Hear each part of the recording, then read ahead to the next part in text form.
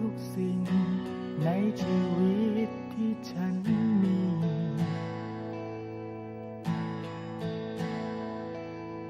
ของมีค่าใดไม่อาจแทนค่าเทียมเท่าสิ่งนี้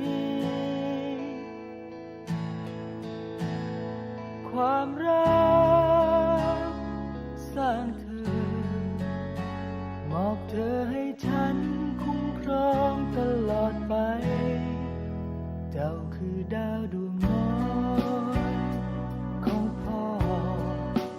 จับมือพ่อเอาไว้พ่อจะพาเจ้าเดินข้ามไปสู่ปลายทางที่ดี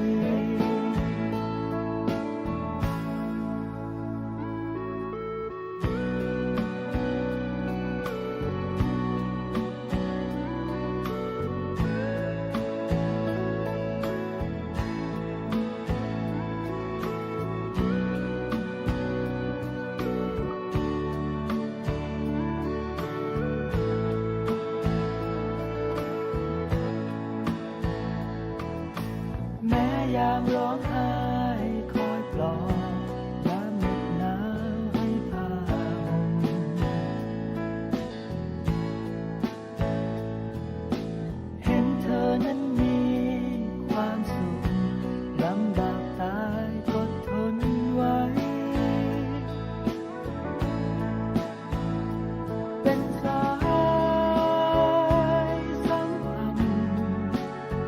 ที่ไม่มีวันลงแม้วันตายเจ้าคือดาวดวงน้อยของพ่อจับมือพ่อเอาไว้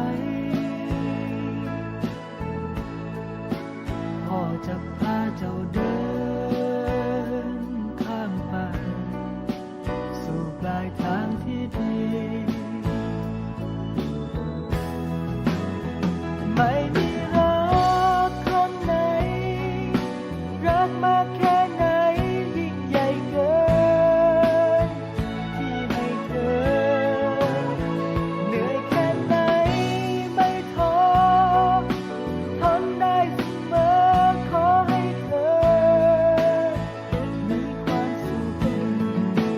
ให้เจ้าเดินต่อไป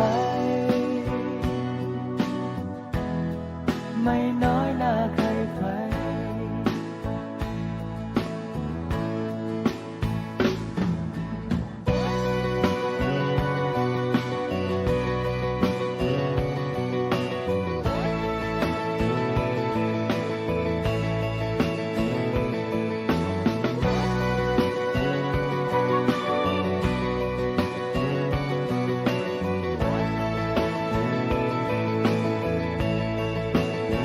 ไม่มีรั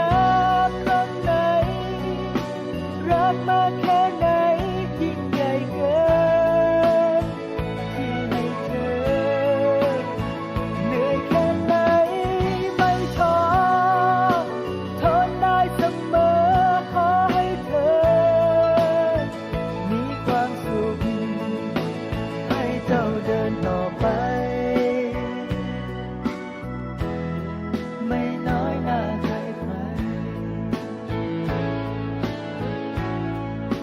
เจ้าคือดาวดวงน้อยของพ่อจับมือพ่อเอาไว้พ่อจะพาเจ้าเดินข้ามไป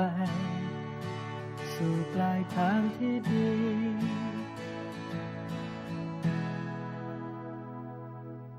แม้รู้ว่าในสักวันหนึ่งต้องมีใคร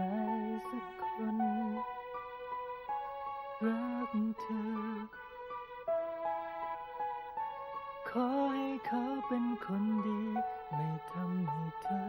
เสียใจรักเธออย่างที่ฉันรักเธอ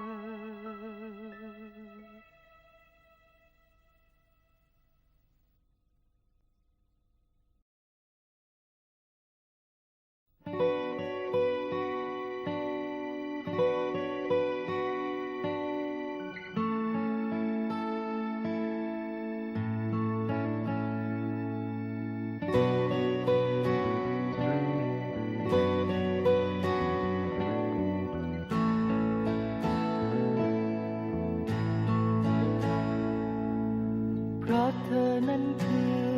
ทุกสิ่งในชีวิตที่ฉันมี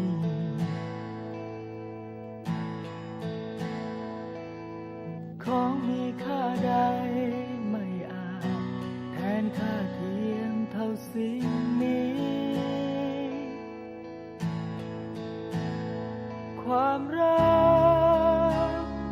สร้างเธอ มอบเธอให้ฉันคุ้มครองตลอดไป เจ้าคือดาวดวงน้อยของพ่อ จับมือพ่อเอาไว้ พ่อจะพาเจ้าเดินข้ามไป สู่ปลายทางที่ดี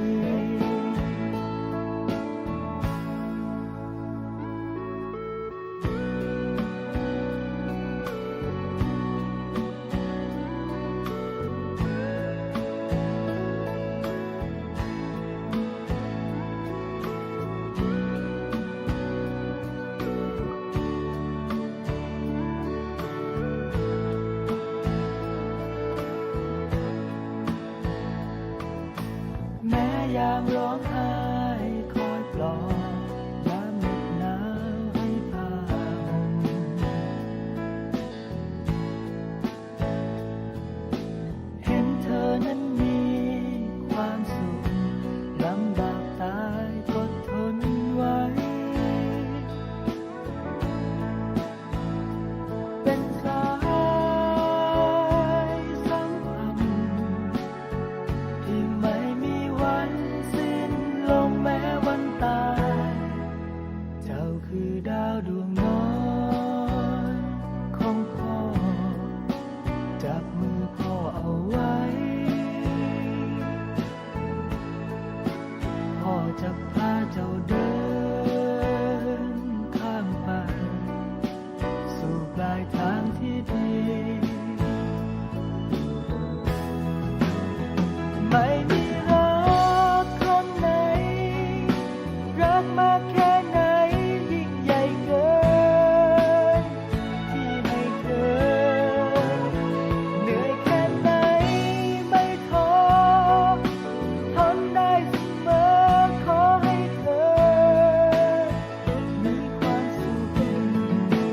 ให้เจ้าเดินต่อไป ไม่น้อยหน้าใครใคร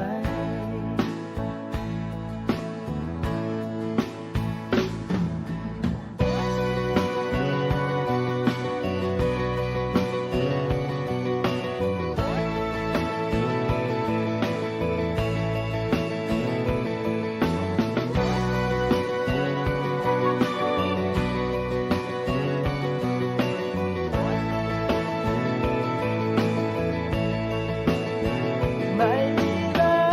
กคนไหน รักมากแค่ไหนยิ่งใหญ่เกิน ที่ให้เธอ เหนื่อยแค่ไหนไม่ท้อทนได้เสมอ